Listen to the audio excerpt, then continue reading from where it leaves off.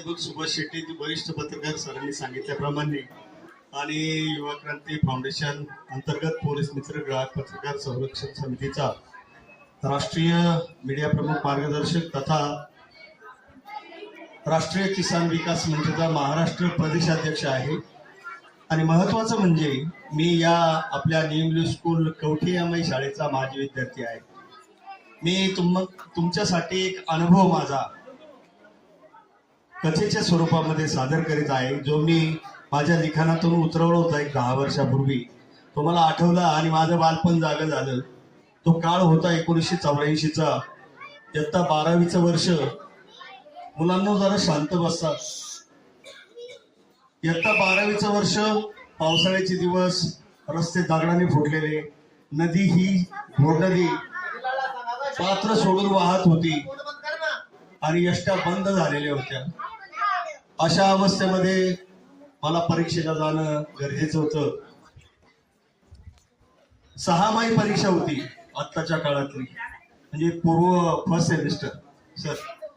Semester असल्याने परीक्षा देणं गरजेचं होतं, अन्यथा आमचं 12वीचं वर्ष फेल गेलं असतं।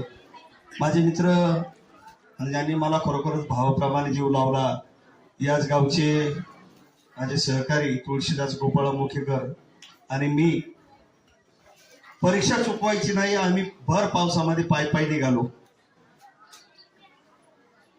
आता सध्या 1 किलोमीटर जाणं सुद्धा मुश्किल होतं प्रत्येकाला, मुलांना सुद्धा।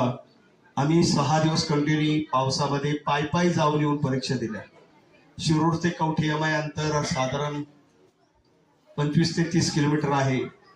आणि मी अशा अवस्थेत शिक्षणाचं महत्व, ज्यामुळं मी ती परीक्षा दिली आणि ज्यामुळं मी आज राज्याच्या नव्हे तर राष्ट्रीय पदावर काम करतो, ते केवळ आणि केवळ मी शिक्षणावर प्रेम करत राहिलो। शिक्षणाचं महत्व मला त्या काळामध्ये समजलं, गरिबी काय असते ती मी पाहिली।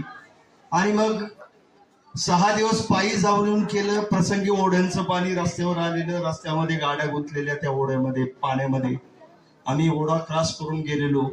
एक दिवस असा आला मित्रांनो, प्रचंड पाऊस चालू होता, घोडनदी दुथडी भरून वाहत होती।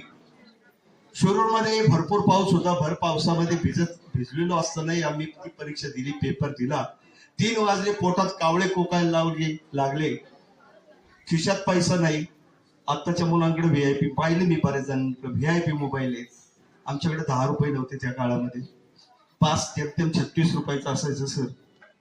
आणि मग शिरूर ते कवठा कुठेतरी कष्ट, शाळेमध्ये श्रमदान किंवा मग बागकाम करून आम्हाला जे 2 पैसे मिळायचे त्यावर